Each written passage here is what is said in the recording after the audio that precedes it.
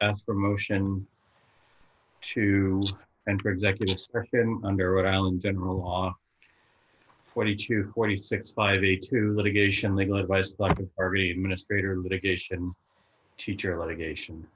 I'll make that motion. I second it, Sally. Okay, I'll do a roll call vote. Elaine, Yes. Diane, Yes. Sally, Yes. and I vote yes. So we're in executive session.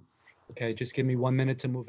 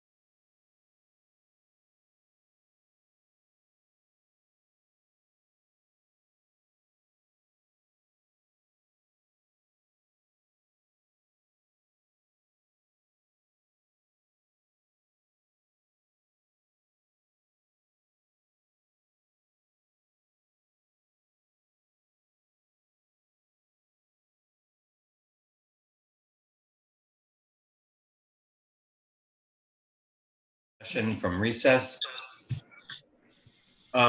During executive session, there was discussion of legal matters. No votes were taken. I'm going to ask for a motion to seal the minutes. So moved. Motion to seal the minutes. Second. Okay, Mrs. Farnworth, Yes. Mrs. Pavo, yes, Mrs. Black, Yes. and I vote yes. All right. So we are, I just lost my agenda. Okay, here we are. So we are on, can I have a motion to approve the consent agenda? So moved. Second. Okay, Mrs. Farnworth, Yes. Mrs. Black, Yes. Mrs. Pavo, yeah, yes, and I vote yes. Okay. So we are on old business item number 6A. The first item is the FY20 budget update. Dr. Sanquioni and Mrs. Roderick. Yeah, thank you, Mr. Chair. And Amy Roderick's prepared a document to show us where the FY20 budget is ending up. I believe she's going to share her screen, or Dave's going to bring up the document. And then, Amy, I'll let you address it. Thank you. Okay.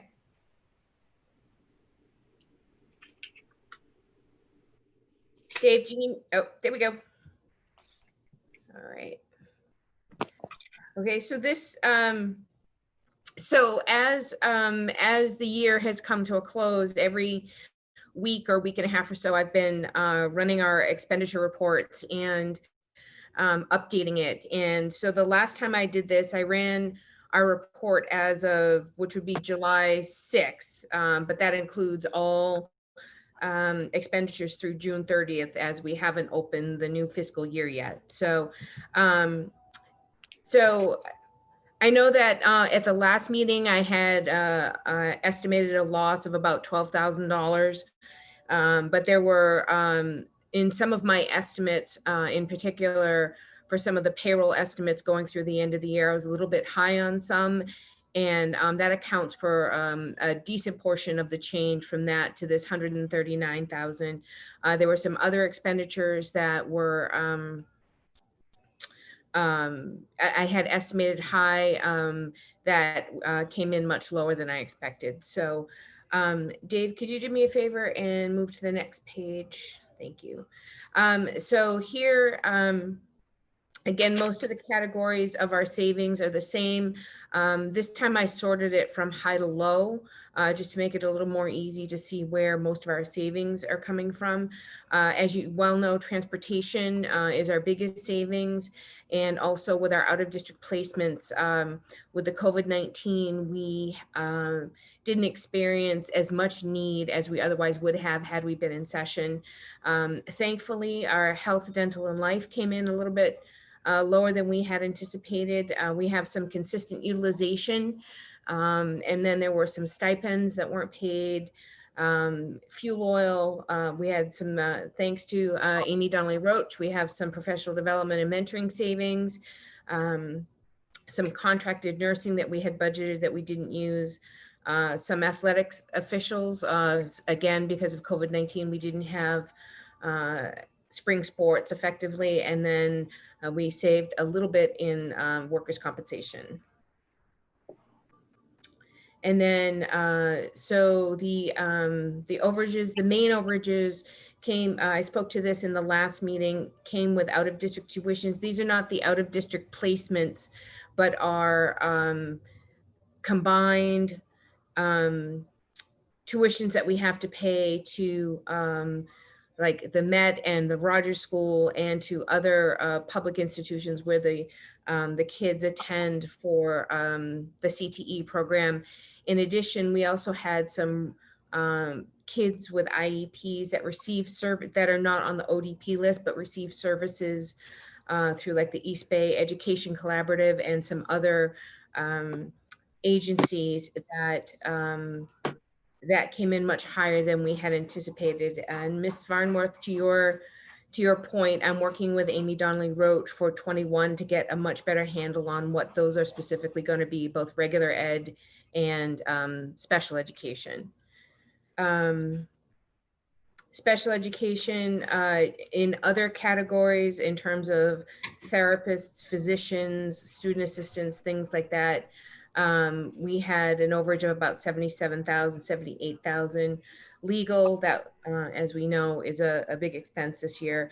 Unemployment, due to some of the, I'm presuming either non-renewals or layoffs from FY19. We had some larger claims, more consistent claims. Let's see, some of our utilities we had were a little bit higher than expected. Maintenance of grounds. We also had several students who attended the virtual high school and dual program that were not budgeted at the time that the budget was developed a year and a half or so ago now, but they were students that went to CCRI and also attended some AP classes in the virtual high school. And then some other smaller expenses that were over. So I'm estimating roughly $140,000 surplus. I have a small stack of invoices on my desk to be approved that I have to go through, but doesn't appear to be anything significant. And I have already included those in my anticipated either overages or underages. Questions so far? Sally, any questions? No, thank you. I was just thinking that I think the Rogers number probably and the Met number in those schools are a little bit easier because the kids usually sign up for them. Especially you can never anticipate that because you never know. But those other numbers we usually could have a firmer. And you said you were going to do that, so that will be good. We are. I'm working with Ms. Donnelly Roach. Right. Yeah, that's good. That's good. She has a model actually that she is that she has shared with me that kind of does like a 5-year look back so that we can kind of get an average and then project that forward. When I initially had done the budget, I had just copied what we had from the prior year, but clearly that doesn't work at this point now that we know what potentially our actuals are going to be. So I'll have to sort of smooth out the budget and fill in those gaps.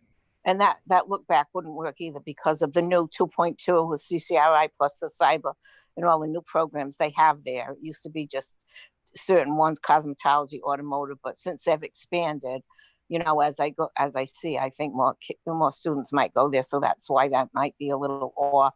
We used to be able to just do a little look back and it would be kind of consistent. You know what I mean? Then some students would always even come back to us. So that's a whole new thing that we're dealing with that we'll have to look at. That's good. Thank you. That's true, Mrs. Black, but also in terms of the special needs students as well. Yeah, so that's good. Thank you for that. That's really good. Okay, thank you. Thank you, Amy. That's a good job. Very nice. Great. Mrs. Pavo, questions? No. And Mrs. Farnworth? Just to piggyback on what Mrs. Black was discussing with the out-of-district tuitions, at what point are we made aware of Tiverton students opting to go out of district? If I could ask Mrs. Donnelly Roach to answer that, I don't have an answer for that. She might have a better idea, and if she doesn't, I could certainly get you that information. You mean at what point do they decide they want to pursue their education through one of these programs? Well, it's not so much that they decide, but at what point do we as a district, are we ever notified by the receiving district that they have enrolled X number of students from Tiverton? I think we have to approve it, don't we, Peter? We do. I sign off on all, if I may interrupt, I sign off on all those if you're talking about the Rogers program, the NACTech program, and the Met school. So any public school that's non-special ed that our students can attend, I would sign off on that. So usually it's all through the summer. Yeah. Okay. Yeah. So And a lot really of times- by mid-August, you should have a good handle Yeah. on what you're expecting for 21. Right, and we try to predict and all that, but again, you know, our budget is set. We're sending you your voting numbers in May and June. Yeah. And we That's get true. 3 or 4 kids over the summer that says, I want to go to NACTech or I want to go to the Met, Yep. that automatically puts it in a deficit. Yep. And that happens. And Mrs. Farnworth, that whole, just to reiterate, that 617,000 is both the regular ed students that go to other public schools, as Dr. Sanquioni mentioned, but also some of the regular ed students who have IEPs and receive special ed services as well. So like on an outpatient basis, they're not at Bradley or any other thing. So they would go, I'm not sure if the service providers actually come into the school or if the children travel to the school. So there's both a regular ed and a special ed component of that. Okay. All right. Thank you, Amy. I appreciate all your work here. Certainly had a lot of interesting, exciting things to start your tenure here with. You're keeping me on my toes, but it's all good. Yeah. Yes, thank you very much, Amy. Thank you. You're welcome. Happy to do it. Diane, I'm going to ask you to take over as chair. I'm on call and I have to return a page. So. Oh, thank you. I'll bring up the agenda real quick. Yes, I didn't give you any warning at all for that. It's okay, I'm ready. I can guide you through it, Diane. I think you could just ask for any public questions about the FY20, and then I think It's transportation. Go ahead, Jerry. next item is We got it. probably, all right, okay. Thank you. So do we have any public input for the FY20? Not at this time, Mrs. Farnsworth. Thank you. I've succeeded. Do we have any other discussion on the FY20 budget update?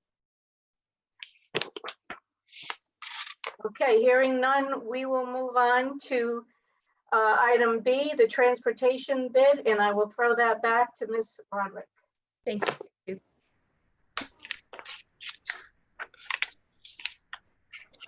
Okay, so this very colorful page in front of you. So as you know, we back in February worked with other communities in the East Bay to have a consolidated invitation to bid on our transportation for the next, in this case, 5 years. And so after sort of review, so First Student was the only vendor to respond to our request. We did not get any others from Ocean State or Emerald Bus Company or anything like that. So, and they are our existing transportation provider. So they had provided us 3 pricing alternatives, and I know I'm repeating myself from past meetings. I just want to bring everyone, refresh everyone's memory, I should say. So the 3 options were, as First Student priced it out per the bid specs specifically, and then they provided an alternate pricing 1 and an alternate pricing 2. Alternate pricing 1 asked for, provided a lower upfront cost, but asked that we guarantee a 3% increase every year between years 2 through 5. And that would also guarantee that they would not have vehicles older than 5 years old at any one time. Alternate pricing 2 was almost identical. They wanted 3% guaranteed increases in years 2 through 5, but they would offer equipment that are vehicles that were no more than 10 years old at a time. And in discussing with the other school districts and just doing some research on the internet, a 10-year-old school bus is well used, and the rate of repair and breakdown is probably higher than I think we would want to entertain or even tolerate. Not saying that First Student doesn't maintain their buses, but the risk of being in disrepair increases. And per the bid specs, so the bid specifications, the increase per year is at a rate of CPI or inflation, as issued by the Bureau of Labor Statistics. However, the minimum in the bid specifications was that they would get a 1.75% increase, whichever was higher, whether it was CPI or the 1.75. So I'm going to stop right there at the moment and ask if anyone has any questions, either from the committee or the public, and then I'll continue.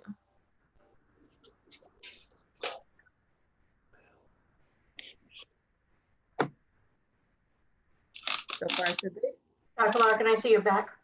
Yep, sorry, I'm back, yeah. Okay, so I guess I kind of wanted to stay not doing this. All right. So any questions from the committee? Elaine? No. Sally? No. Diane? At this point in the presentation, the only comment I have in concern is this 5-year term.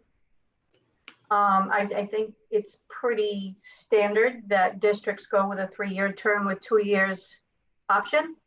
And I don't know why we are sticking with a 5-year term. I can answer that in very simple terms. The East Bay communities that sort of went in on the bid, we used a consultant, which apparently we had used prior to in the previous contract. In this particular case, it's an error, actually. We had requested 3 years plus 2 1-year options. And when the bid specifications went out, it said 5 years at the top, and that's what First Student responded to. I spoke with our attorney about that, and they basically said that, you know, they responded to what the official bid document was, you know, but it's not enough to grounds for canceling the bid or the invitation for a bid or anything like that.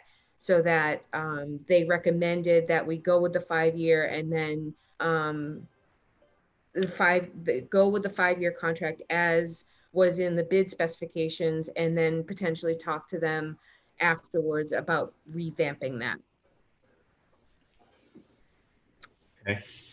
So, may I say something? Sure. Yes. Oh, sorry. When did someone realize that the bid specs were wrong? Was it after we received a bid Correct. spec for a student? Correct. And, okay. And so there was definitely no way that we could rebid. I mean, we're going to come back to the same company. I understand that. But what I don't understand is, how did we put that out there with a 5-year bid that now we're going to be stuck with? Because we can go back after almost the end of the 3rd year, and First Student isn't going to consider anything. And if you look at the history, you'll see that I'm right. I mean, we're stuck. We're caught between the rock and the hard place with them, because no one ever bids. They're the only one that ever seemed to bid for the transportation contract. There are not a lot of transportation companies out there that do school districts, but I feel, and I think other people feel, that they take advantage because we are stuck.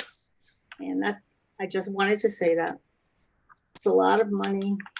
It's a big error being caught in a 5-year situation. That's a long time. Thank you. So I did, Mrs. Pavo, I did reach out to First Student and ask them to consider the 3-year option plus, I'm sorry, the 3 years plus the 2 1-year options. And I actually asked them twice. And the answer was that they responded to the bid as it was presented. So they are unwilling to renegotiate or consider it at this point. I understand.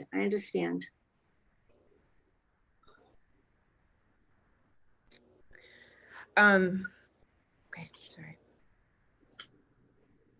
Okay, and so, Diane, any other questions? I think you're No, I'd like Amy to continue if you don't mind. Okay, any questions from the public, Ms. Delcourt? At this time, Dr. Larkin. Okay. Ms. Roderick, you have the floor. Okay, thank you. So I am making the recommendation that the committee approve the proposal from First Student as it correlates directly to the bid specifications. And I have sort of a two-pronged thought process to this. The first is, I understand it's a significant increase, but that is very similar to the increase that we would have incurred when we spoke to them prior to the bid being issued and responded to. Also, it's my understanding that that there is the potential for with the second wave of the coronavirus that we may be going partially in the year to distance learning in order to sort of mitigate that the virus and all of that. And so I'm expecting that we would see some transportation savings. And finally, in terms of the consumer price index, all of my research on Bloomberg, the Bureau of Labor Statistics estimates for the next 5 years or so, and again, it's only an estimate, but that the projections are that that inflation or the consumer price index will not be greater than 3% per year. So I'm recommending that we go with whatever the change in the consumer price index is, or 1.75%. I think that in the long run, when we calculate the numbers under all three of the pricing alternatives that they've given us, the total amount is very close, no matter how you look at it. But I think given that the consumer price index in the last quarter dropped significantly, again, due to the coronavirus and people can't go out and they can't spend and so forth, it dropped considerably. And so we would be building back from those lower rates and potentially, I don't think the increases are going to be that significant. And I think that we should go with the greater of 1.75% or the consumer price index. So that's my recommendation. I did provide the committee with the final draft of the contract as prepared by or reviewed by our attorney. And I've also prepared, I've also forwarded to you, I forwarded that same contract to First Student for their input, and they responded with some clauses that were favorable to them and not the district, which I also provided to you earlier today. I am recommending that we do not go with the First Student version of the contract, but we go with the version of the contract that our attorney recommended. Okay, I'm going to ask for a motion to approve Ms. Roderick's recommendation on the busing contract. Dr. Larkin? Yes, Mrs. Black. I Can have a we question. make the motion and then have discussion? Yeah, that's. Oh, okay. All right. Okay, go ahead. I make a motion then. No, she made the motion. Then I second it. I Okay. did not make a motion. You didn't, No. Diane? Okay, I thought you did. I'm No. sorry. No, I'm sorry. it's okay.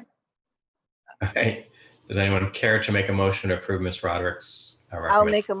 make a motion for discussion, please. Okay, is there a second? I'll second. Okay. Mrs. Black. Oh, so I heard Ms. Roderick say there was language, one of the emails she sent us, there was language she didn't want us to accept. And has that been fixed in this motion? Amy? So Mrs. Black, I provided the committee with effectively two versions of the contract. One that was approved by our attorney, which is the first Yes. version I sent you. The second version is additional language that first student came back with. Right. So we and you didn't, effectively have two versions of the same contract. I mhm. am recommending that the committee approve the version approved by our attorney and to reject the Reject version the that other one. first student came Okay. back with. Yeah. Okay, thank you. Yes, thank you. The- You're welcome. yeah, that was her recommendation, and that's the substance of the motion. Okay, good. Thank you. Thank you. Okay. So, any other questions, Mrs. Black? No, thank you. Mrs. Pavo?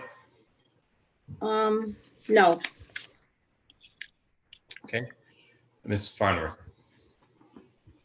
So I am going to ask, could we rebid this at 3 years and get it right? Do we have enough time?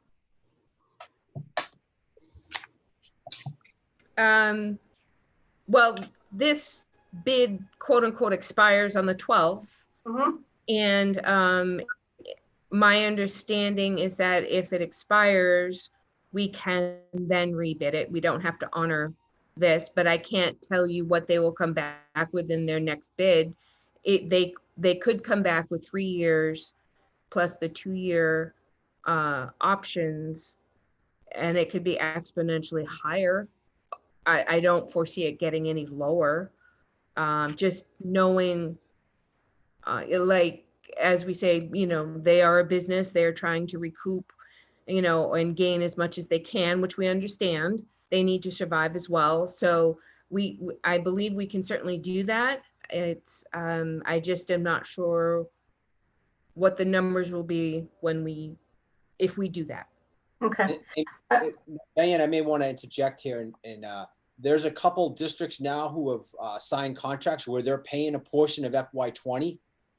And I would strongly think that if we went back out, that's going to be a covenant in whatever new bid we get.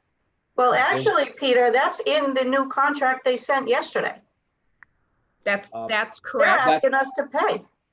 But that's not the one Amy's recommending. That's not the one I'm recommending. And are you certain they're going to accept that contract? that was, They have That's to.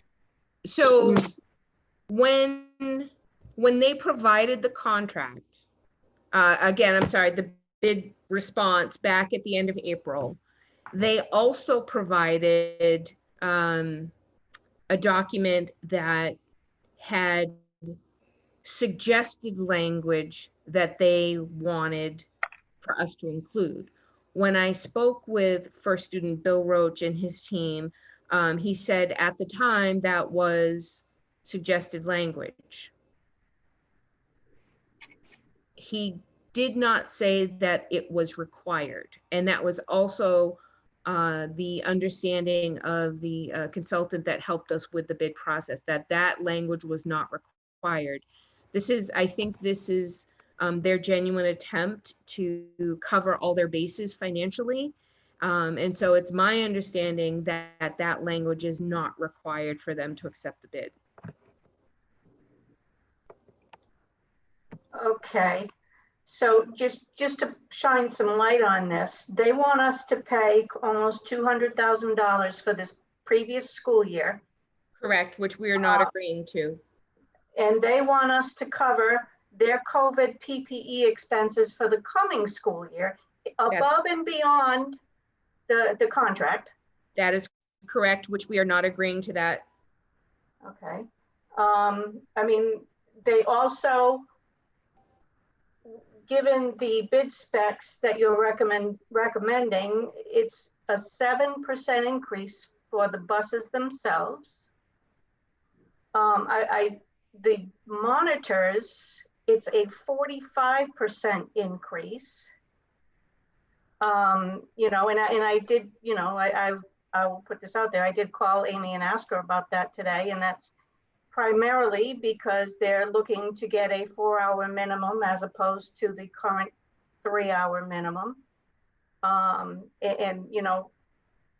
also asked how much we were being charged for monitors, and I believe you indicated to me it was somewhere just shy of $30 an hour, and I'm certain monitors are not earning $30 an hour. That's correct. It's $29.92. Yep, Mhm. per So hour. there's plenty of quote unquote profit built into this contract in everywhere you look. Mhm. You know, the fact that they want to tie our hands for 5 years to this, we're a district that's really struggling right now to understand where we're going to be financially this year, much less, you know, 5 years from now. We're stuck with what essentially in the state of Rhode Island is a 2-company monopoly. I don't even know if that's the right term, probably not. You know, and certainly both of these companies see to it that they each get their piece by sticking to the communities that they deal with already, and there's no crossing over lines or any competition whatsoever. It's very disheartening. You know, understanding that we may have no choice. We're also looking at, you know, reduced capacity on the buses for this coming year because of COVID. So, you know, the cost per child is going to be astronomical. And again, it's to benefit a company that, from what I understand, is currently being sold. So it's the whole thing is just not good. Unfortunately, it's the taxpayers of Tiverton that are going to take it in the shorts and pay this. I don't know, you know, what options we have, if any. Again, I'm very uncomfortable with the 5 years more than anything. I'm not so much, I don't have necessarily any issues with the CPI increases in the subsequent years, but this first year hit is pretty huge. And you know, in a year that we've already sent out a ton of layoff notices, you know, what is this going to do? Are we going to have to lay off more staff just so we can have these buses? It's a very difficult decision. That's all I have. Yeah, I think Ms. Fons, if I may, Mr. Chair, it's a difficult decision. No one likes it. It's just the only decision. And I think Amy's recommendation is the one that protects us the best financially in a bad situation. And that was my goal, is certainly to protect the district at all costs, although these costs are very, very steep, unfortunately. So, you know, I agree with everything you've said, Diane. I agree everything that Mrs. Pava was speaking about earlier, that we're sort of stuck between 2 companies that don't really bid against each other in any effective or meaningful way. And therefore, we're dealing with what is essentially a single source provider who then, you know, when that happens in the drug industry, they jack up the price by thousands and thousands of percent sometimes. It's not quite that bad, but it's, you know, more or less the same practice. But I don't think we have any other option than to accept Ms. Roderick's recommendation, at least in the short term. I think in the long term, what we need to do is talk with our legislative delegation about what's going on within the state, particularly between these 2 companies. And, or I suppose our other option is to not have transportation. I'm not sure what the legality of that is, or how that would, so, you know, what the community would think about that without a lot of discussion and introspection and planning. But I think that's the way we kind of have to start thinking about this, is that this is not the first time we've had to take a short-term hit because there is no real meaningful competition. And, Unfortunately, it's much more than a short term. Well, right, 5 years. right. But the point being is we don't have the flexibility to not accept this contract, but we need to really think through exactly what's going on in the state, and hopefully our legislative delegation will have some understanding of that and sympathy to try and take some action about that. Dr. Larkin, if I may. Yep. So when I did speak, I think I mentioned that I spoke with first student with Bill Roach and his team. When I had, he inferred, and again, this is an inference, that that given it was a 5-year contract, they priced it, and I'll use the air quotes, aggressively because it was a 5-year contract. He inferred, although we certainly didn't talk numbers or anything, that if it was a 3-year contract with a 2-year option, that the initial year, the first year increase would be higher than what we've experienced here, or what they've presented here. My gut tells me that no matter how you slice it, the cost over 5 years, whether it's in this 5-year format or a 3 and 2, if we were to ask them to rebid it, I'm guessing that the cost would be just about the same. I'm guessing that, again, just given that when I priced out these 3 alternatives, the dollar amount for each over the course of 5 years was roughly, $50,000 difference one way or the other. So my guess is that even if we did the 3 and the 2, in the end, the total amount after 5 years would be roughly the same. Yeah, or I think more, or more potentially. Yeah, I think you're right about that as well. That nobody knows what's going to happen in 3 years. No one knows what's going to happen in 3 months or even 2 months. My guess is they would just be, pounding, try and get more money out of us in the 4th and 5th year of any contract that was structured as a 3-2-year contract.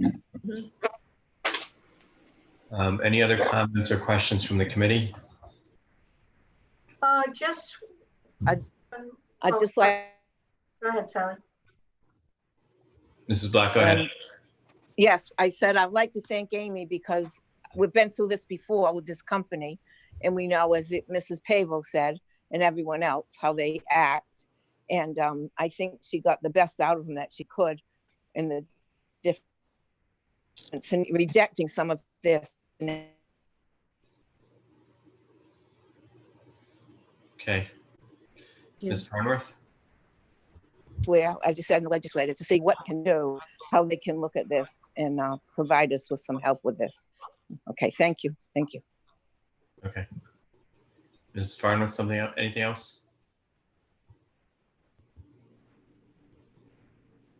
There is, I don't know if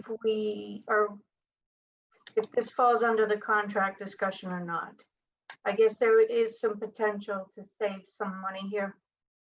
It's come right after you. Well, yes, we're going to present that to you right after this. That isn't going to be a part of the contract? It's going to be a separate contract altogether. A separate contract. Okay. Which we have not received yet, Mrs. Farnworth. I've asked a first student to draft that because I see them as, yes, they're related issues, but separate issues. I can get into that a little bit further when we bring up the topic. Thank you. And Mrs. Pavo, anything else? Not right now, thank you. Any questions or comments from the public, Mrs. Delcourt? Not at this time, Dr. Larkin. All right, I'm going to do a roll call vote. So the motion. I'm sorry, Dr. Larkin. Can we make our vote to be very specific that we are accepting the contract as put forth in front of us that has been reviewed by Attorney Robinson and is not in any way the contract that we received later today with adjustments by first student? Okay, yes, Chair, I stipulate that that was the substance of the motion. Okay, thank you. Okay. Okay, so Mrs. Farnworth, your vote?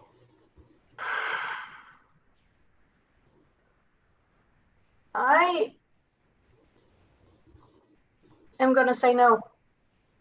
Okay. Mrs. Pavo?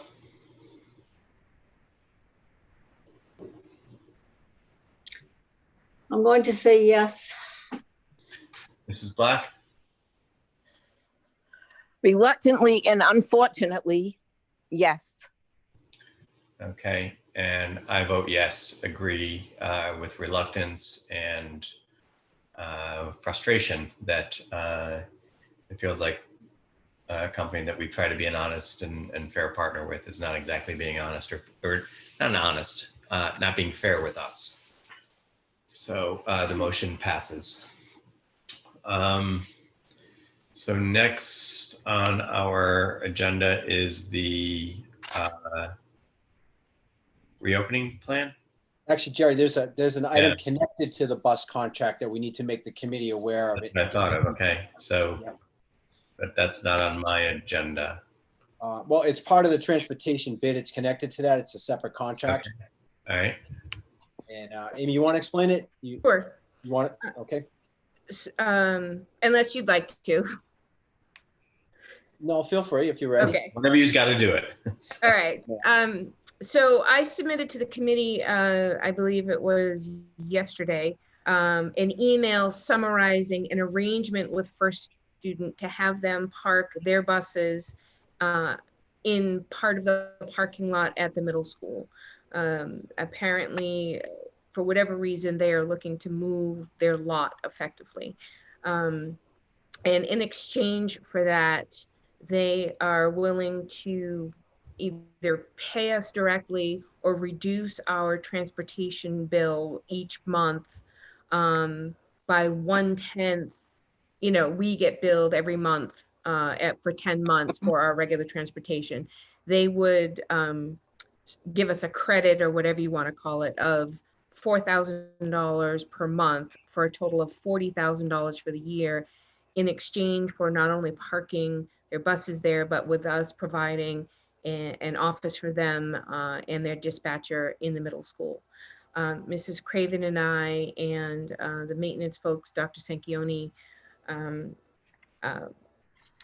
looked at the lot and came up with a room and a door that they could use exclusively without having to go through the school.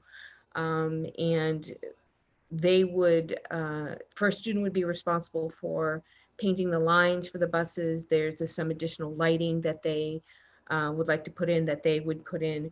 We would be responsible for putting in telephone and internet and a wireless doorbell in exchange for that $40,000 per year. So we would get a credit of $40,000 per year. And as of right now, I have not received their version of the contract. I don't know if they're going to want it for 1 year or 5 years. But I'm going to put a clause in there that, or I would like to put a clause in there that we sort of review the contract annually to see how it's working out. If it's too problematic for Mrs. Craven in the middle school, then you know, we might have to ask them to find other arrangements. I'm anticipating that that won't be the case, but again, I want to protect the district. I also just as a matter of course, First Student mentioned to me that they would be what they call wet fueling the buses. They would have a tanker truck come in and fuel the buses on the lot. And I checked with Captain Reimels of the fire department, and he checked with the fire marshal for the state. And there is no prohibition against doing that. You know, as long as the fuel companies are reputable, they have the cleanup materials and supplies on the trucks with them. And of course, if something ever happened, we would certainly call them and they would direct sort of what would happen. So with all of that, I'm happy to answer questions, but I am also recommending that the committee approve this second contract, separate contract for First Student to park their buses at the middle school for the next school year anyway, at a rate of $40,000 reduction in our transportation bill. So Amy, just to clarify a couple points you made. So Sure. One, this would be about 3.5% of our total contract then cost. Is that right? The $40,000. Do I have that number right? Is that last number? So 40, I'm sorry, I can't do anything without a 10 key, my bad. Okay. But basically, we'd be getting back about 3.5% of our busing costs. 3.5%. Depending on how you want to look at it. So the recommendation I made was like 2 million rough for all services under that transportation contract. It's about 2,050,000 rounded. If we take the 40,000, Okay. that's just shy of 2%. Okay. All right. Trying to do the math too fast in my head. So, but there is no contract yet, so we cannot take action on something that's not actually executed. Okay. I'm sorry. I misunderstood the process. Yeah. Jerry, if you wouldn't mind, one point I want to add that regarding the refueling, that would never take place when the students are there. That was a stipulation. And then Correct. B, could you also maybe poll the committee to see if this is something they would maybe look at favorably? We've got some planning to do with them regarding this, and certainly we're not talking about executing the contract, but just to get a sense of maybe where the committee sits with this. Yeah, no. I think that's what we can do in the discussion. I just wanted to clarify a couple things before we proceeded with that. And I guess since I have the floor, my only other question, and I'll open it up to the rest of the committee, was, so the buses would be parked there overnight, but not during the day, or they would be there during the day as well? They would be there during the day as well, in between the morning and afternoon runs. Got it. Okay. And what parking lot exactly are you talking about using? The middle school back parking lot, Jerry. It's the one furthest to the back by the football field. Okay. All right. I'm going to open it to questions from the rest of the committee. Mrs. Pavo, questions? Yes, I have questions on this subject. Okay.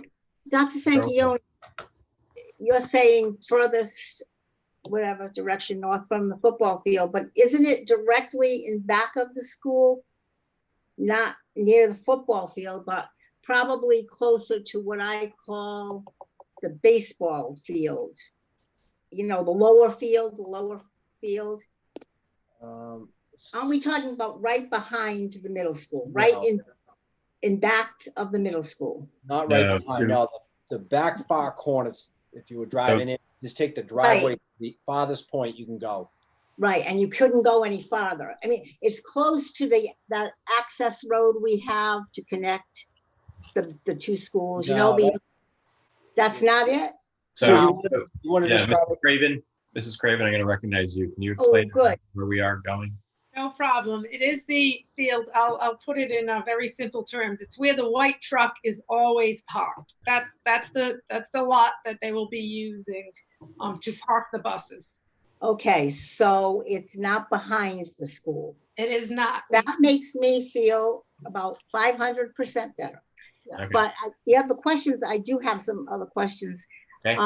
Because I know that if you arrive at the middle school in the afternoon, probably somewhere around 1:30, 1:45, you're in a big long line, because those are the parents that come and pick up their children after school. So teachers, basically they fill 3/4 of the lot they take up for their own parking. Where would we have parking for drivers of the buses and monitors of the buses? I was concerned about that because I know the lot is pretty full in the daytime once school begins. So I'm thinking, okay, if we have 20 drivers, 25 drivers, and then 20 monitors or so. I was just trying in my head to come up with a number. Would we have that many available spaces for the parking for the drivers and the monitors? And the buses. And the buses. And the buses. So that's a concern I had, space. Want that, Sue?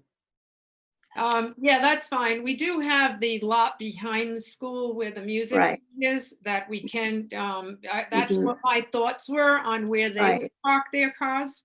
Okay, yeah, that's better than the thought I had of the buses back there.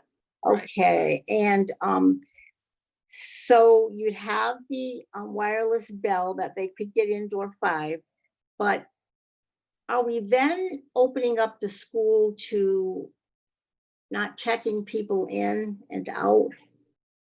Security, that's what I guess I'm concerned about, security with the kids.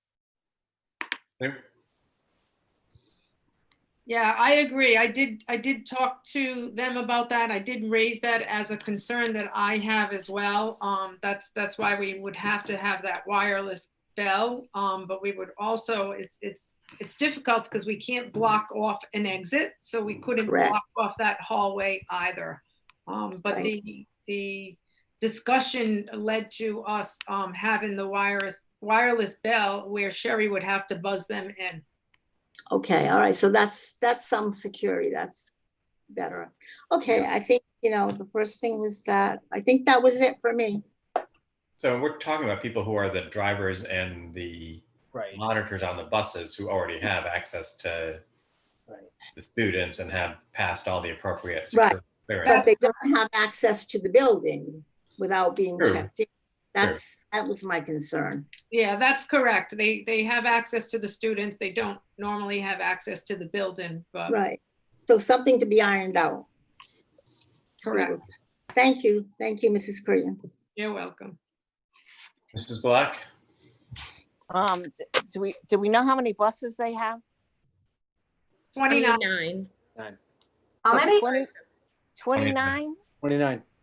29 buses. That's a Okay. lot. Like a lot. So I'm just saying, as a person who's been at the middle school my whole life, with basketball and different things coming in and out of there, it's always full, as far as I know. So I don't know. I have a lot of questions about it. I don't think they're paying us enough for what they ask us to pay them, So I have a lot of questions about this. Thank you. Mrs. Farnworth? You got me at 29 buses. I don't know where you're gonna fit them all. I don't even know if the whole parking lot could accommodate that. That's a lot of buses. I didn't think there were that many. I thought there were about 20, 19, something like Yeah. that. And that was big. That was huge to me. That was a lot of buses, spaces. And to Sally's point, I agree. They're not gonna be paying us nearly enough. And talk about Especially with the contract we just approved. right, and talk about a safety issue. Yeah. I mean, with buses coming in and out and kids running in and out of their cars. Oh my And goodness. one question that comes to mind too is, all right, so they establish an office inside the middle school. Does that now open up the middle school as a break room for their employees? No, No. it does not. It's literally a room big enough for 2 desks for Sherry and her dispatcher. And that's it. And we told them that there is they come in, they do what they need to do, and they have to leave. They do not have free access to the rest of the building. They can't loiter and they can't have a break and so forth. Yeah. I mean, I'll be honest with you. When you sent us the email on this originally, I was like, oh, good, a way we can save money. But the more I'm hearing, is the less I like it. And honestly, I think it's going to be disruptive for the middle school during the school day, having those buses coming and going. And I also wonder, are they going to be doing repairs on the buses during the day? A lot to be ironed out there. This Yeah, is a parking arrangement. I'm sorry, Peter, I didn't mean to interrupt you. Okay.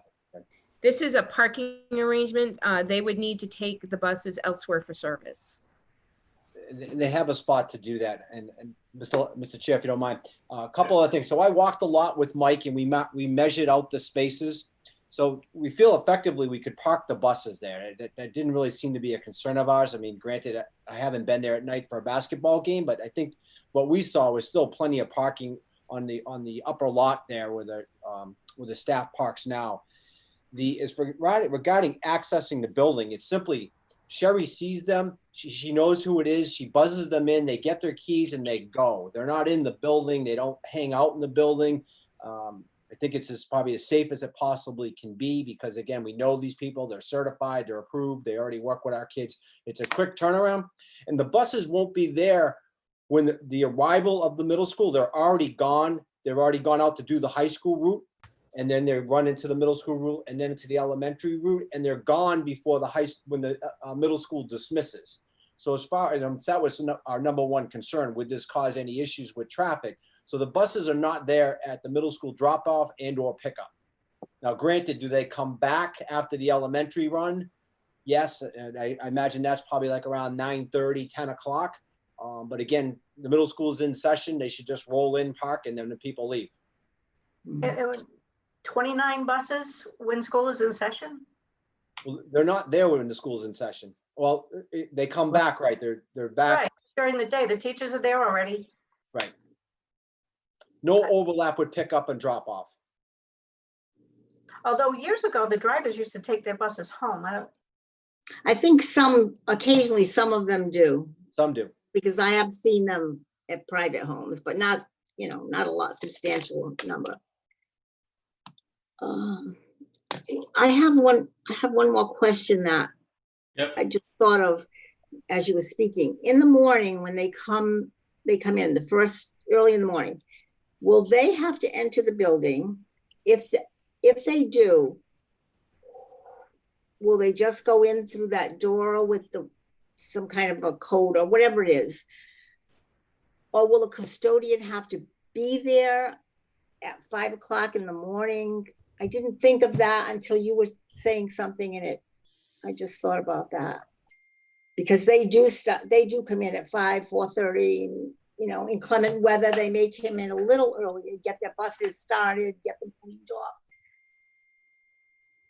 I think we need to. To your Yeah, question, we would need to give Sherry a key and a access to the alarm code, which is right by the door when she would come in. Right, okay. We wouldn't have a custodian there at that hour. All right, okay. Dr. Larkin? Yes, Mrs. Buck. So we've always prided ourselves on these buildings being our community buildings. We don't charge people to come in to use them for basketball, the fields for schooners, all those things we do. As of August 1st, on a regular year, schooners would be starting there at that field. Football practices there. There's a lot of traffic. We have the track team now. The track team runs along. I mean, I'm just thinking of safety. I just can't get over this. And I can't get over them asking us to pay for anything. Not a bell, not a connection. They have so much money. They should be saying, we will take care of all of this and we will compensate you generously because we are out of a spot and we need a spot. And I agree. And I cannot get over this. At first I was like Mrs. Farnworth. I said, anything that'll help us with our budget. As first as I looked at it, I said, oh, good, here's relief for our budget. But every day when I'm thinking of so many how about the nights when you can't even get down Quintel for the family nights and the dances, and you drop your kid off at the dance and they run in the door. And I mean, you don't wait at the end of that parking lot. You make sure you see them go into that door. There's so much that happens, which I'm excited about for our community at that school. And I don't see any room for one of those buses. I'm sorry. Thank you. Okay. So I think we have a poll of the committee accomplished. I would, I have still have a few questions as well. And I think what we would need to see before we really acted on it is a more worked out proof of concept, if you will, about exactly where these buses are going and how things like I get pick up and drop off. I think that there's substantial issues with other after school activities such as teacher conferences and the games and dances and, Patriot Night, all that stuff. How much because when you have open house at the beginning of the year, you cannot find parking in that parking lot. you're kind of going out onto the road. Which is wonderful. That's what we want, right? You know? Yeah, no, that is what we want. But if we're, you know, conservatively speaking, 29 buses to me seems like, you know, about 58 at the minimum parking spaces in that parking lot overnight, which will really be a problem for, you know, other events like that. So that's one thing. You know, I would need to really understand what we're undertaking in terms of cost to us and sort of utilization of our resources. And then the second thing is, yeah, that reimbursement seems pretty paltry actually, compared to what it would, you know, I don't know, if you go and have to rent a parking lot every night for 365 days a year, really, because the buses are not going to go south. And Dr. migrate Larkin, could I somewhere. just point, Yep. could I just point out, ask one more question? If I read this correctly, they want us to plow, did they say? They want us to plow also? Yes, we would be responsible for plowing. To get them out at that hour, right? Right. You know, Although and so, they said that if we wanted them to plow, they'd be happy to do that, but then the cost offset would only be $35,000. oh, well. Get less. Oh my goodness. So, Oh, so the yeah. other thing, Dr. Larkin, there's one more thing. The taxpayers just spent all that money finally, because it was on the budget every year, to do that parking lot so Yeah, beautifully. it's the same thing. And yeah. what about the wear and tear on that because that's the heavy buses and all the new lighting we just put in. I mean, it looks so beautiful right now. It's so nice. So anyway, that's just my comments. Thank you. So I think the sense of the committee, if I will gloss everyone's comments, is, boy, that's a really big ask, and maybe too big given the disruption to not just sort of the day-to-day running of the school, which may be doable, but also sort of other things. And the benefit back to us does not seem proportional to that ask.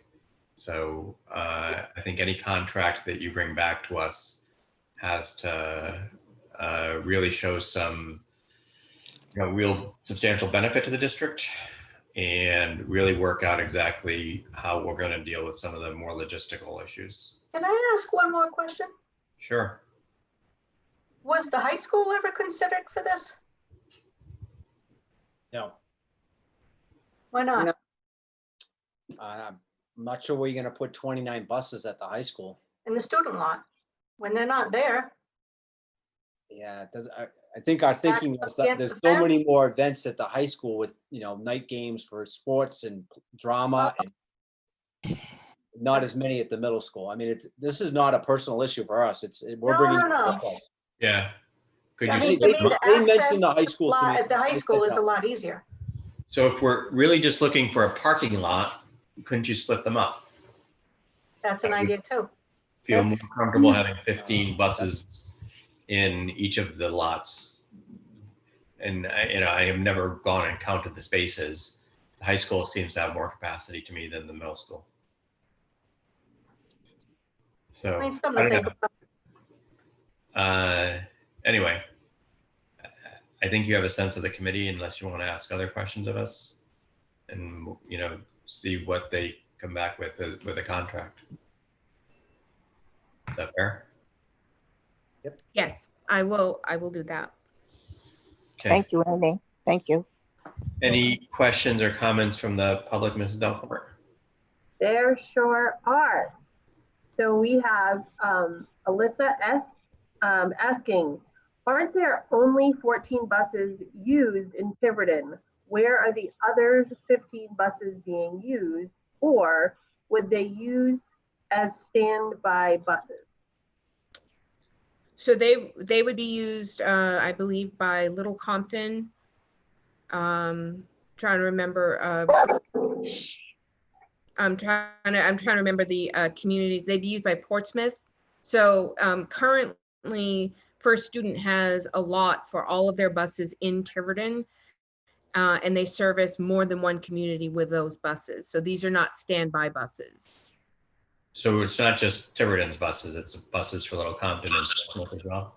Yep. Correct. Got it. Okay. Portsmouth, all the other communities except one in the East Bay. Okay. So that's the answer to that. Other questions? There are. Next question is from Hallie Azevedo. It says, wouldn't the bus company be saving an awful lot of money in gas if they house at TMS? It would seem so. And that's, I think, why we need to get a little bit more from them. Okay. Next remark is also from Alyssa S. It says, also, what happens if one of them gets sick? Is the room being used completely isolated from the rest of the school? No. Mrs. Craven, can you? The room being used is isolated from the rest of the school. Okay. The next question is from Hallie Azevedo. Who would be responsible for snow removal from the buses? I think that has to be determined contractually, and that was one of the items that was up for discussion with them. Miss Jennifer Joseph, I don't know, she must be speaking on behalf of the company, I don't know.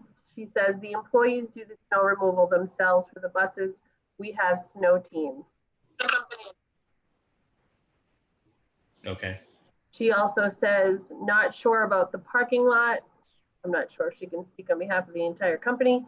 And then lastly, we have from Peter Sherman. He says, $40,000 is significantly low. We are looking at several vehicles. As the owner of a business that does this, I believe that the office and those vehicles are at least over $100,000 worth. Great. Yeah, not doing this type of work, $40,000 seems to be a pretty small figure. So, anything else?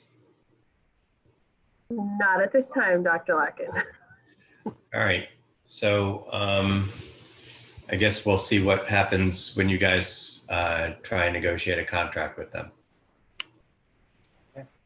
All right. So we are up to item 6C, reopening plan. Dr. Sanchioni. Great, thank you, Mr. Chairman. And we're going to bring up a PowerPoint to take you through some matters concerning the reopening. So we'll share our screen with you here, and so we're going to, first of all, I want to recognize that, first of all, we had a meeting last week that had over 60 people in attendance and probably another 30 or 40 people online. We had a lot of feedback from the people in both venues and helped us continue to refine this plan. It's due to ride a week from Friday, so we're still working on it, and certainly want to get the committee's feedback on it tonight. And so that's what we're going to do with you. If I move the slide ahead, we have some principles just to sort of get a sense of how we're doing this. We want to talk about the things that guide our thinking for everything you're about to see. And that was first and foremost safety. And we're going to use every bit of research and data to help us create a plan that's the safest possible for both our staff and students. We're going to communicate often and be transparent about what we're doing. Starting the last week of July, there will be a Zoom meeting for staff and a separate meeting for parents on a Tuesday, the last week of July, and then every future Tuesday until the opening of school. So we will be out there communicating along with creating a reopening plan for parents and a reopening plan, reopening document for parents and a reopening document for our staff that we will get to them before school opens. This is the kind of thing where we get to make the decisions, and not everyone's going to be happy with these decisions. So we are going to be equitable as best we can. We are going to listen. That's why we created so many communication vehicles. We had 2 surveys go out. We surveyed our staff, and this week we went out and surveyed our parents. Ms. Delcourt informed me right before this meeting tonight that we already had 500. Julie, is that correct? 500 families respond? So, that is correct, Dr. Sanchioni. So it's certainly generating a lot of feedback from people. Certainly it's a very important issue. But in the end, we will be decisive. And I guess I want to summarize this in saying as educators, though, we're letting three things guide us. The first is safety. The second is we want as many students as possible in school. And lastly, no matter where we educate students, either in distance learning and or in school, we want to provide the highest quality instruction. So you're going to see that reverberate out through everything we propose to you. So moving forward, there's three options. And the first is a full in-person. And that's certainly the one that we're all going to strive for. That's all students in pre-K through grade 12. We have to meet some transportation requirements. We'll show that to you momentarily. In grades K through 8, we create stable groups, which is no more than 30 students in a group, basically a class, and those students stay together all day. In that situation, it's a little less restrictive in that we can keep that group together and not have to follow as much on the social distancing guidelines. However, at the high school where we can never have stable groups because students take different classes and we need that to get them ready for their next part of their career, we have to maintain 6 feet of distance in a class. We're going to ask all students to wear masks, but at the high school, it's going to be required. We're going to have to clean classrooms in between the change, and that's going to be a position we're going to ask our staff to help us with. We're going to have one-way halls. We're going to have no lockers. We're going to have staggered passing times to keep students separated. And the thing we know about whatever plan we're in, whether it's full person, the partial and or distance learning, we already know there are students who are not coming to school. For whatever reason it is, if they're immune compromised, if their parents have just made that decision. So in all of our models, we have to have distance learning available. And that's going to be conducted by having the computer camera on in the classroom, focused on the teacher, protecting the students' rights who are in the classroom. But that student who's in distance learning at home can now access the lesson. So we have equal access and opportunity for learning there. We've got to work out some of the particulars on that, but that would be the mode we would use.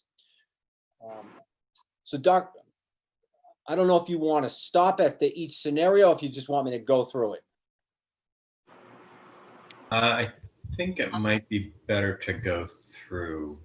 Okay. Okay, so we'll go to the other end of the spectrum. So from every student into distance learning, which means every student is going to be educated at home. We've learned a lot from what we accomplished from March until the end of school. And I actually want to pause here now and recognize that on the call with us is Principal Craven, Principal Wardell, Principal Cabral, and our Assistant Superintendent, Amy Donnelly-Roach. And they've been instrumental in putting this plan together. They're here to answer questions, and they certainly have lived through this situation that I'm talking to you about now, and will be able to add a lot of insight. So in the distance learning, from what we learned in the spring, we have to up the live lessons. We've got to have more contact, our students, with our teachers. So at the elementary level, it's a daily lesson every day for reading, math, and science. The amount of time in the live lesson will be determined by the grade level. For example, we know kindergarten students have a much less time they can access being live instruction online, where fourth grader could certainly be in that lesson a little bit longer. At the middle school, Principal Craven's going to create a schedule that has every subject taught every day. So basically following a middle school schedule for every academic subject with a live lesson. And the same thing at the high school. And Principal Ashley is creating that schedule. So students would log in, they'd have their science class, their math class, their language arts class, their foreign language class at certain times. They would access the teacher. So it's synchronous teaching every day for students then to receive that instruction and then follow up with coursework. One of the things we do want to make people aware, though, even in distance learning, what we've learned is that there are some at-risk students who have really significant educational needs that are very difficult for us to provide those services in distance learning. So even in this situation, we will bring students in. And we'll have them work with our special educators in certain situations, whether it's daily or every other day or some kind of schedule. So I want to make the committee aware of that. So we went from full in-class to distance learning to now a partial in-person scenario. And in this scenario here, there's two of them. So I want to explain the first one. And the first one has grades K through 8. It's actually pre-K through 8 in school every day. because they're in stable groups. And that's the determination. Because they're in a stable group, we can educate them. We try to keep 6 feet of separation. When a stable group comes near another stable group, for example, in the CAF or at recess or to change of classes, we have to maintain 14 feet of separation. And working with the elementary principals and Principal Craven at the middle school, they've assured me that we can accomplish this. And this is the key to one of our 3 goals, which is to have as many students as possible in school.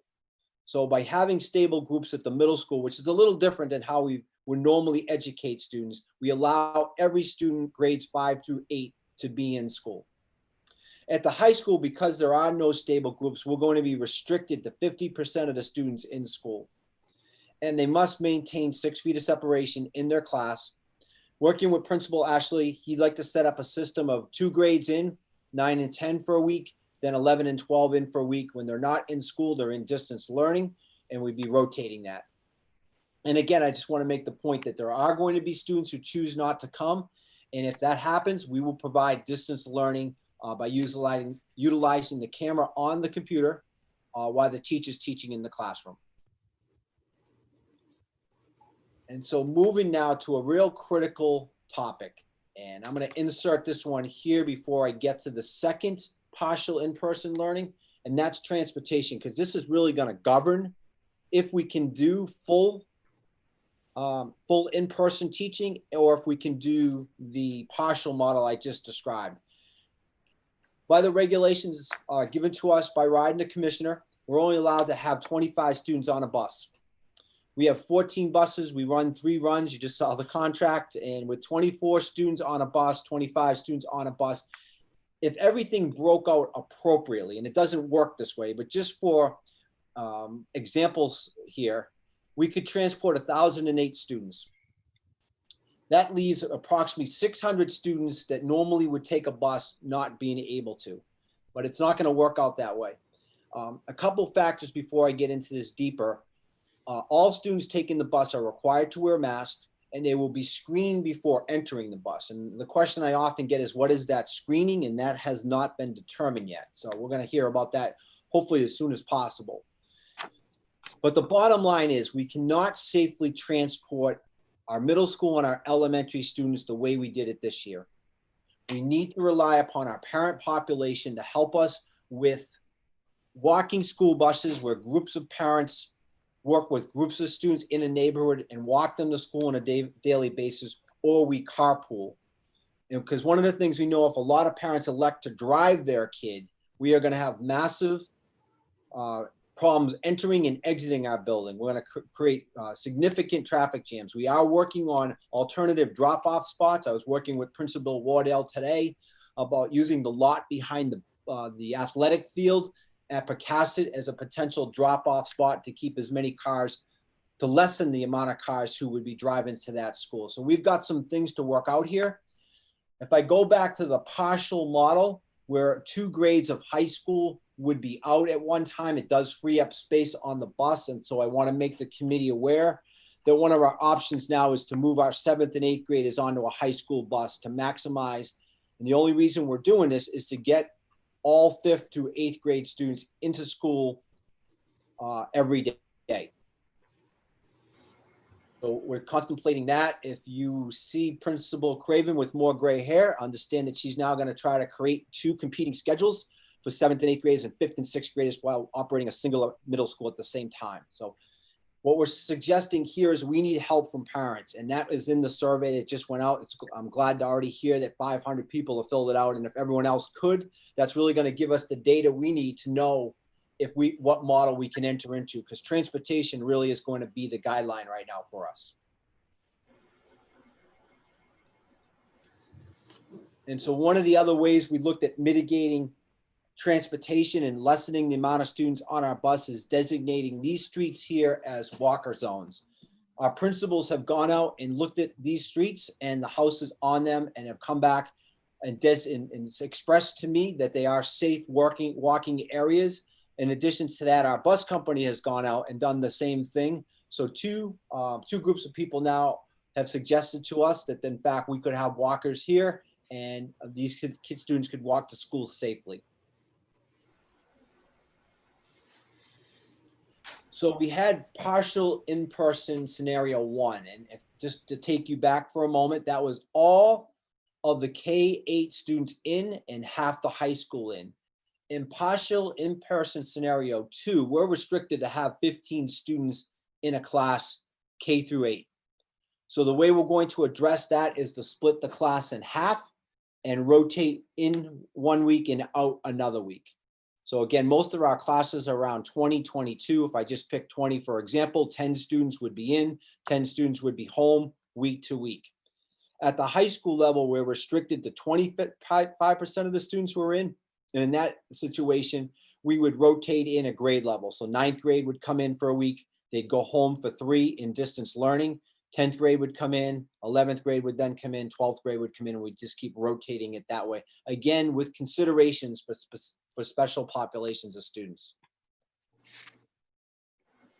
Some important factors in figuring all this out are when we set up our classrooms, unlike the models that we put in place now that we know work best for our students, where we can have small groups, where we can have students on a mat at the elementary level, where we can have reading groups built in areas in classrooms where students can go and do that work. We have to have assigned seats with all the desks facing the same way.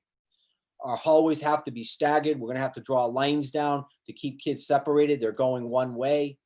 We're going to have to document constant cleaning of our bathrooms. We're going to have lunch, some of the dining done in class, again, because we have to maintain a 13-foot separation between stable groups. We're not going to be able to allow students to use the water fountains, although we're looking to install filling stations to make sure all of our schools have at least one of those. We have to continually do constant disinfecting. So anytime a class changes classes, we have to clean that room. Again, we're going to have to rely upon our staff to help us out there. But we also know that disinfecting, those chemicals have an impact on some students and staff, and we have to take that into consideration. And our employees are going to be required to wear face coverings except when they're with that stable group. Number one critical factor after transportation, but I would put this ahead of transportation, is screening. We have to rely upon our parents to screen students at home. We cannot have students coming to school sick because we will immediately send them home. And we have to create an isolation room in all of our schools to deal with sick kids. The critical factor here is if a student does come in who has COVID and then has contact with a lot of students and a lot of staff, we're going to be sending a lot of students home for 14 days. We're going to be sending staff home for 14 days. And that is certainly going to break up the model that we're currently in. So important thing there is we're going to be sending information home to parents on how to screen their children. There's a paper form. We used it at graduation, and there's also an online app that parents can use. And we also have to plan for staff who are home and sick and what happens when a teacher contracts the virus. So we're going to be having that discussion with our staff to figure that out and how best to serve our students. Again, we want to provide high quality instruction. And so we want to figure out the best way to make sure that our students are always with a teacher who knows our curriculum and can deliver our curriculum at high levels. Other important factors, we know that Tiverton is a big supporter of music, band, and chorus, and we certainly want to offer those classes. We are restricted with 14 feet of separation of students who take band and chorus because when they expel, when they sing, and when they blow into an instrument. So I know our principals now are working on identifying spaces to accommodate these classes. There's the potential, though, that we may not be able to accommodate it the way it's been done in the past. We do have some big choruses and big band groups at times, and there's just not spaces to accommodate the way it's been done in the past. But we're certainly going to make every effort possible to make sure we offer as much as we possibly can. There's no decision on sports yet. I know a lot of people want to do that, but if you keep seeing what's happening with the colleges, many leagues now are canceling their season, especially for the contact sports like football and soccer. So we'll wait for guidance from RILL, and certainly when we have that, we'll share that with our athletic community.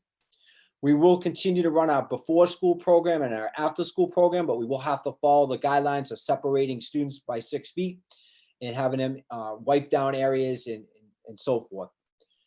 We're going to have to provide PPE equipment for our nurses and administrators and any staff member then who comes in contact with a student who had the disease or another staff member. So we're in the process of purchasing a lot of PPE equipment. We are purchasing thermal thermometers for all of our schools as another way to screen students who come to school who are not on a bus, who don't have the bus screening, but if they're coming in because they walked or were driven in another mode, we still have to screen these students. So we're going to do that through the forms and through using the temporal thermometers. And so communication is going to be critical to our success. It's a pleasure to share this with the school committee tonight. As you've already heard me say, we met with the committee last week. The ad team has been meeting on a weekly basis to look at all these issues and try to see how we can make it work in all 5 of our schools. We had an SEL team meeting last week. Actually, that was this week. We're talking about the social emotional learning needs of our students, and we are planning for that. We understand that that is going to be a critical factor to our success. We had an instruction work group that met this week also to look at teaching and learning and how best to do that. And as you heard me say earlier, we had a staff survey and a parent survey go out, and we're collecting this data and factoring all that information in and how to best create the most positive plan for all the students in Tiverton. As you already heard me say, but worth repeating, starting every Tuesday, starting on July 28th, we will have a Zoom meeting or some kind of virtual meeting for staff and another one for parents. And we will conduct those meetings on every Tuesday right up to the opening of school. So we feel like parents are going and staff are going to be exceptionally well informed, along with these guidebooks that will be sent to staff and parents prior to the opening of school. So I'm gonna, I got safety protocols, right? I just want to make sure we talk about the safety protocols that we have to adhere to. That's the screening at the bus stop. We're going to use the temporal scanners at school, along with also looking at the form. We have ultraviolet machines. We're currently using them now to try to help us disinfect as quick as we can. We are going to screen our students for social and emotional needs through some forms being created. We have to clean, sanitize, and disinfect following CDC guidelines. We're training our custodians in that. We met with Mike Mendes today about the equipment we're going to purchase and how we're going to utilize it. We have to encourage hand washing. We have to have hand sanitizer provided in all areas at all time. And what I've already said is that the PPE equipment for our nurse administrators and others who need it, depending on who they come in contact with. So with that being said, there's a lot in there. I'm sure you have a lot of questions, and we may not have all the answers, but we'll certainly try to make sure we get them for you. Okay. Thank you very much, Dr. Sanchioni, and thank you to all the administrators, teachers, and parents and students who participated in the planning to date. Clearly, this is going to be an iterative process and will be defined by what exactly is happening in the wider world with regard to the pandemic. I'm going to open up the, yep. Before you go to questions, because I can anticipate this one, and I should have mentioned it, that we presented 3 plans here, all in, all out, and 2 different types of partial learning. Just know that RIDE is going to make the decision for the districts. And that's going to be an interesting one if they pick one that's going to be tough for us to execute if our transportation doesn't work out. But I'm often asked, like, which one are you going to pick, Dr. Sanchioni? And I said, well, I'm not sure, because no one's going to tell me which one I'm going to pick. So I'll get that out there right away. Okay. And when you say that, I am guessing that RIDE will pick potentially different plans for different districts based on what they submit. The plan, I will submit the plan to you digitally as soon as it's completed, which I hope to have it completed by Monday. And does RIDE give the districts feedback on what they think of the plan, or Yes. Is that part of the idea too? Okay, all right. I'm going to open up to questions from the committee first. I'm sure there's going to be some from the public as well, and maybe from administrators and teachers who are on the Zoom meeting. Mrs. Black, you want to go first? Okay, so thank you for the meeting the other night. It was very well organized. you had everyone sitting in one spot, and then the team came around, the different teams came around. So we didn't have to move in contact with anyone. That was wonderful. And thank you for all your hard work. This is very difficult. We just had news from the federal government on this. The controversies, we'll look into that. But as you speak of getting protection and COVID stuff, who's paying for that? Do we know? So we haven't received our care funds yet, and we can't wait any longer. So right now we're purchasing it, and we're hoping we're going to be reimbursed. Oh, good. Yeah, I'm sure we will. That's good. Thank you. The other thing is, thank you for taking into consideration the music and the chorus, because we spoke about that and how important it is to the people in Tiverton. And I'm glad that you're trying to find different rooms to do that in. I'm sure we have plenty of space. Thank you very much for that. Safety first, of course, but thank you for looking into that. And also the other thing, Dr. Sanchioni, that you mentioned is it's not easy just to get a regular sub to come in because of our curriculum and everything. So you're trying to make sure you present the best education to every student. Could you speak about that, you know, that you did the other night? Yeah, so again, go back to the 3 guiding principles we look at as educators, which is safety first, as many students as possible in after safety, and third, high quality instruction at all times. So we know that if we're going to have a teacher who is incapacitated to teach for 2-3 weeks because they may contact this disease, there's not a sub out there who can do the job for our students.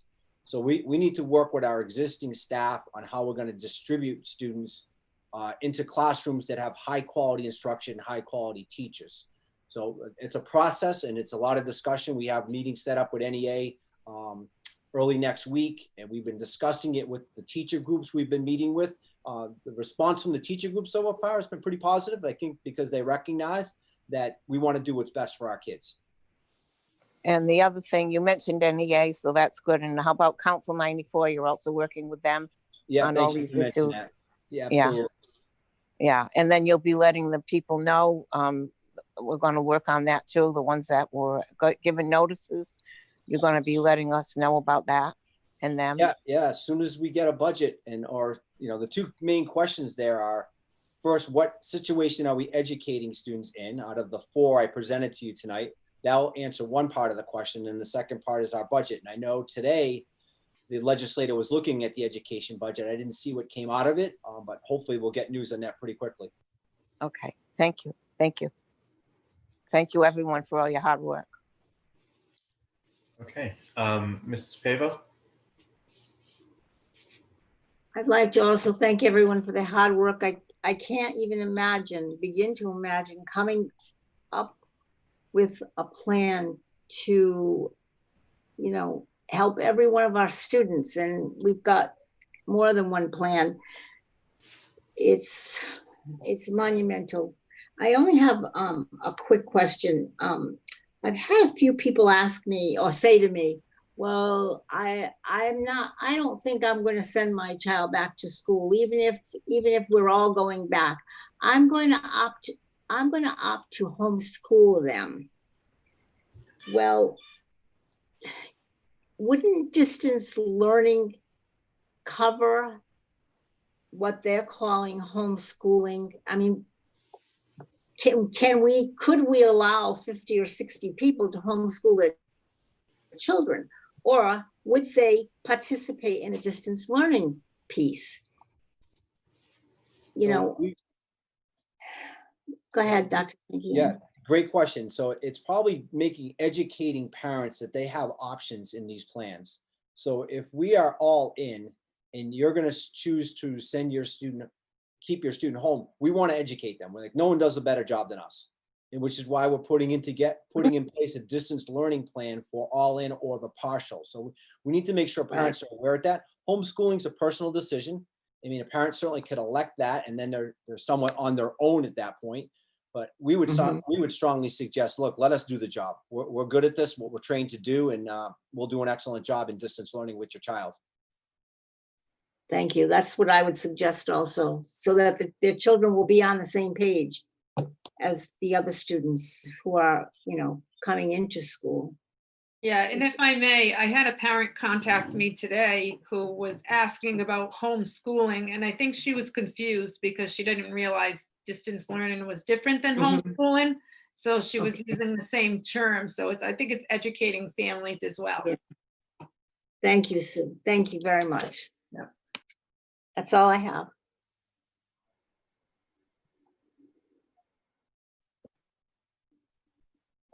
Mrs. Farnworth? Well, to follow what everyone else has already said, I do want to congratulate and thank you, Dr. Secchione, your administrators, the teachers, the parents, everyone who has been involved with the putting together of the structure of this plan.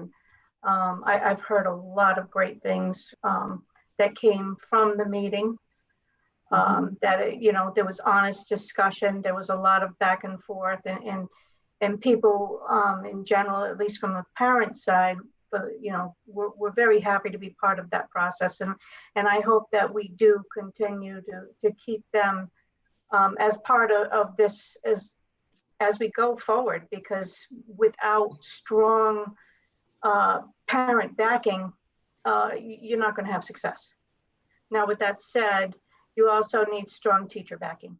And I heard you're meeting with the NEA next week. I think that's going to be very important. Some of the things that you've laid out here are going to be, much different than what they're accustomed to. I know in the spring of this year, we were definitely in emergency mode. And as we move into our next year, that's no longer the case. It's going to be, quasi, this is the new how we're going to teach, right? So I wish you well on that. I do have a couple of specific questions. One is the cleaning. I think at the elementary level, if you're going to have the stable groups, you're going to pretty much plan to have the stable children in the room for the entire day. At the middle school, I'll go back to them because they're actually a little more difficult, I think. The high school, if you're looking to do 50%, would you be planning to have alternate classrooms? So for example, a teacher uses room 213 from 9 to 10, uses room 214, 10 to 11. In the meantime, in that hour, is someone in there cleaning, or are you really expecting people to clean rooms in the 3 minutes they have between bells? In the partial model, we hadn't actually talked about switching rooms. Off the top, just thinking about it quickly, I'm not sure teachers are going to want to be gathering things and moving from room to room when they have everything in one location. I guess it's an option for some. We're more concerned about making sure they're equipped and trained to give that classroom the cleaning it needs. And we're going to provide the materials. Matter of fact, Amy, Mike, and I met today for an order of those things. We have training person coming in to train them on August 26th. And sure, do we need some cooperation? And here we do, but we'll go back to the foundation. We want as many students in to get high quality instruction, and this is the way to do it. And you're mentioning cleaning of restrooms constantly. Do you have adequate custodial staff to do that? No, but we're gonna have to, it doesn't matter what we have. We have to make do with what we have. We are contemplating changing some shifts around, and I'm working with Mike on that now. There may have to be some less cleaning at night, but more cleaning during the day and to accomplish our goals. But it's something we're still looking at. Okay. And then, on the educational front, I will defer to the experts, and that is you, that is your administration, that is your teachers. On the transportation side, is there, my understanding is that by state law, we had to provide busing for 100% of our students. And we all know that, especially at the high school level, a good percentage of that population, those kids are driving to school themselves. We also, having experienced it at the middle school for a number of years, there's a pretty good percentage of parents that pick up and drop off there as well. Is there going to perhaps be an option for parents to opt out of busing service? Is that going to be accepted by the state? Absolutely. First of all, we don't have to provide transportation to every student. That is not part of there are regulations on how far you can walk to school or walk to a bus stop, which is why we already designated some neighborhood streets as walking zones now. But the survey, to get to your question, the survey that went out is in fact asking parents that, can you drive your child with 5 other kids? Like, get that minivan and fill it up and one person drives, so that we don't have a lot of cars showing up at our schools. The other thing our principals are considering now is staggered arrival times or different locations for arrivals. So that survey is really going to unlock a question for us. So again, if I go back to the models and the state comes out on August 1st and says, yep, go ahead, Tiverton, all in. Okay, but if we still have buses with 50 students on it, we're not going to be able to be all in. And so we're going to have to work with people to get them to, figure out how to get their child there, or we have to go to a model then that says, okay, we're keeping home a couple grades, rotating them in so our bus population drops down, and then we can get you in that way. Okay. Thank you for that. Speaking more holistically, and I didn't see it in these PowerPoints, but I don't know if it's going to be part of your written plan. Will you be establishing any kind of threshold? I mean, will you have the flexibility to go from full in-person to full distance learning based upon any change in circumstance? Meaning, all of a sudden, Tiverton spikes with 50 cases in 1 week. Is there any kind of data that you'll be following to make your decisions on an ongoing basis? Or will you even have that flexibility? Well, we have to report every case to the Rhode Island Department of Health, and then they give us guidance. So you'll be relying on them. We're relying upon them to give us guidance that way. Follow the CDC and report every case to Rhode Island Department of Health, and then they give us guidance on, and then there's that whole system of, help me out, Dr. Larkin, would you trace back when someone has Contact tracing.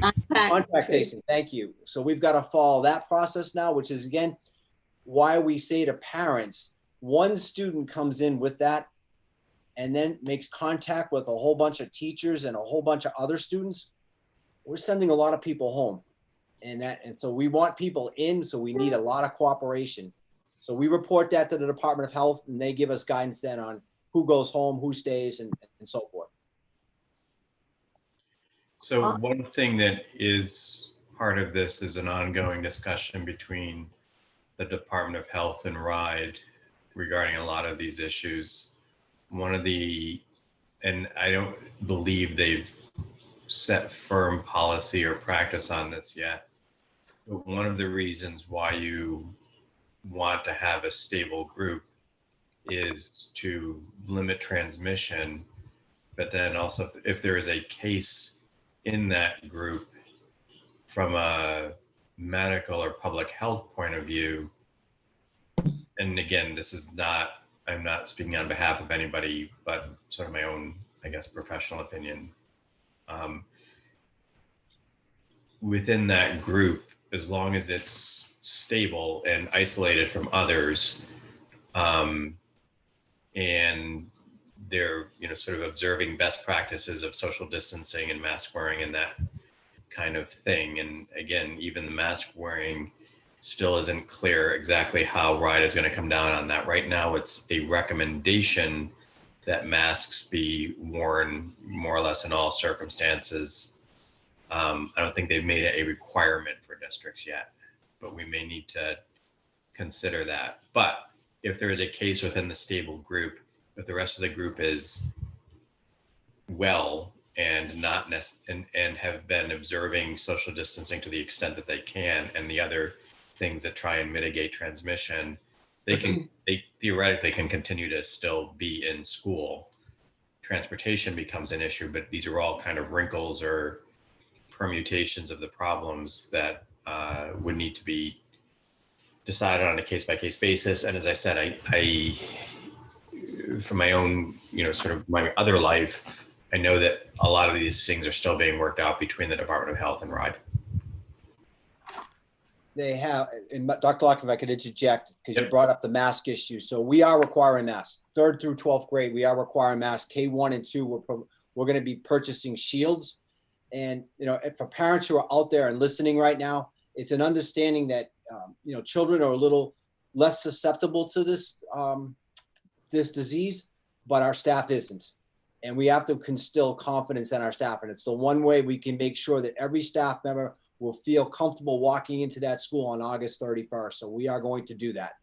We are going to give our staff the latitude to have what's called mask breaks. And when they're in their stable group, if the teacher's comfortable, the students can take their masks off. But coming in and out of the building, any other time, if you're in 3rd through 12th grade, you're wearing a mask. And if you're on a bus, you have to wear a mask. And if you're in K1 and 2, we'll be helping you out with a shield.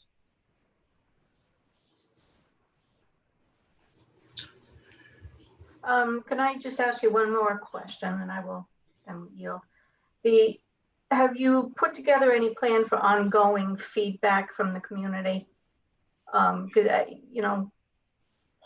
just because school is closed at 2:30 doesn't mean that the parents and the community members aren't talking about what's happening and curious about question A or question B. Is there any thought to maybe having a more active give and take directly with the community as this goes on? No, absolutely. So you heard me talk about the the Tuesday Zoom meetings, and we plan, depending on how effective they are, to continue to monitor that and continue to offer that. We want to continue to speak to people about it, especially if the plan is going to change, which quite honestly, we expect it is going to during the school year. We'll start in one place, but we're going to end up in a different place. Will those meetings be recorded and available for folks to watch if they can't watch it when it's live? Mm-hmm. Okay. Yes. Thank you. Okay, I'd like to now open it up to the public. Ms. Delcourt, are there any questions? Just one, and it's from Ms. Jocelyn Sherman asking, will one isolation room be enough for each building? So no, probably not, depending on our bigger buildings, but it comes down to reality of what we can actually create. And I know, Principal, I can see her smiling up there, and I know Mr. Ashley is into the same area where it's just, we're going to utilize every space to do that. But quite honestly, it'll depend on the number of students who are showing or symptomatic. Okay, is that it? Just one question? No more questions, Dr. Luck. I thought this would be much more evocative than the buses. The power of a community meeting beforehand. Yeah, well, and yeah, again, I can't emphasize enough how much we need to remain flexible, and that this is a process, not a defined plan, at least as of this point. So, any other questions from the committee or from our administrators on the meeting? Well, again, I echo everyone's sentiment that we really appreciate all the work of the teachers, the parents, the students, the administrative staff, and Dr. Sanchioni and others in trying to put this together. So we are up to item 6D, approval of the 2021 school calendar. I thought we were sort of had that imposed upon us. Dr. Larkin, we didn't have another item? Not on the agenda I'm looking at. No, okay. Is there something? No, my apologies. For some reason, I thought there was discussion on the fiscal 21 budget, but I am wrong. Nope. Sorry. No. Okay. I can tell you what the discussion is. There's no news yet. We don't know. All right. So Dr. Sanchioni, the budget or the calendar? Right. See, RIDE is given districts, there were two versions of a standardized calendar for all districts to follow. And we've chosen the one that most mirrors what Tiverton has done in the past, which is not taking some of the Jewish holidays. And so with that in place, our first day of school would be March 31st. Our last day of school will be June 16th. I guess a couple other factors I want to point out in this that are different though. The first is there's no such thing as a snow day anymore. So if school is canceled, we're in distance learning because we're able to do that and we're agile and we're mobile like that. And the second thing is there are 8 distance learning days programmed into this calendar. And on those days, our students are staying home, our staff would be in for professional development, but there is a distance, it's still a day of school for our students. It's a distance learning day. So lessons will be provided either the night before or that morning, and students are going to be expected to complete those lessons and then be ready for school the next day. So that's different. That's 8 days of students being at home, but still being educated. Other than that, it's still 180 days of education, just a little different. Okay. And do we need to formally approve this since it's actually being sort of coming down from RIDE? You do. We've been asked to have that happen. And if I could point out one other thing, I'm sorry, I had a list here. We are going to still offer parent-teacher conferences on days that we have in the past. However, they will be virtual. So maybe better for a lot of people that way. Yeah, certainly get people in and out. So that is another factor of this calendar. I think that's one of the things that maybe we'll never go back to the old way. All right. So I'm going to ask for motion to approve the 2021 school calendar. I'll make I'll that make- motion. I'll second it. Okay. Any discussion? Okay, I'll do a roll call vote. Mrs. Farnworth, Yes. Mrs. Pavo, Yes. Mrs. Black. Yes. I vote yes.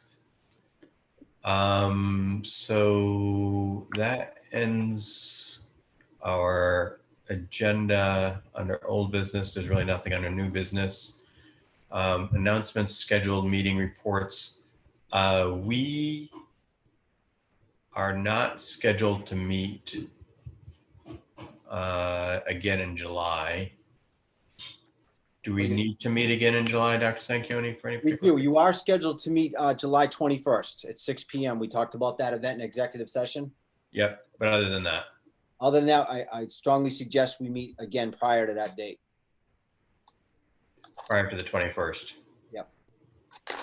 So, which would leave next week or Monday the 20th.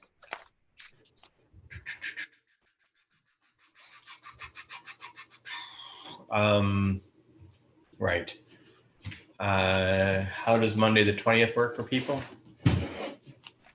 Should be fine. It's okay Mrs. with Black? me. Yep. Yes. That's Elaine? okay. No, that's all right with me. All right, so why don't we plan on Monday the 20th, Peter? And 6 o'clock? Yes, please. Yes. We'll get documents ready and sent out to you this week. Okay.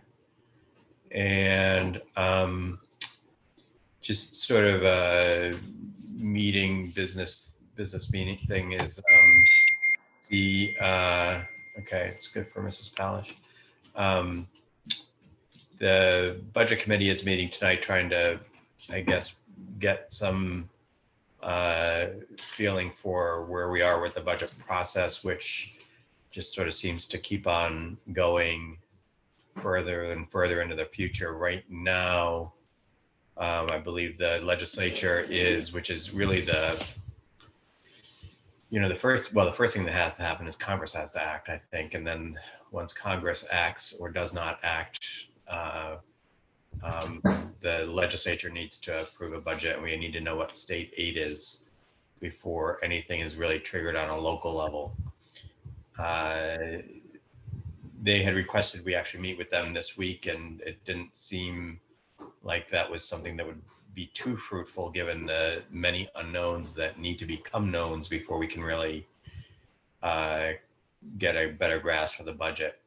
So I will keep the committee updated, but I would expect that we would be thinking about going back to the budget committee either in total or maybe just two of us and Mrs. Roderick and Dr. Sanquioni to talk to the budget committee about where they think they're going to fall on the ultimately recommended budget for the financial town referendum. I don't think we'll be doing that much before, and middle of August, when we have a better sense of what the legislature is doing. So that's where that stands, and I guess that's the discussion of the 2021 budget. Mrs. Farnworth. Anybody else with any announcements or discussion of meetings? Dr. Larkin, I'd just like to thank George Elzabak and Phil's Propane for collecting all those donations for the seniors and the 8th graders and at the state. It was really a nice package of goodies for those students. Thank you very much. Yes, thank you very much to both of them. All right, I'm going to ask for a motion to adjourn. Make that motion. Sally, you're seconding? Is there a Yes. second? Okay. All right. So, Mrs. Farnworth, you vote. How do you vote? Yes, yes, yes. Mrs. Pavo? Yes. Mrs. Black? Sally? Yes. I guess I could still vote. All right. And I vote yes. So we are adjourned. Thank you.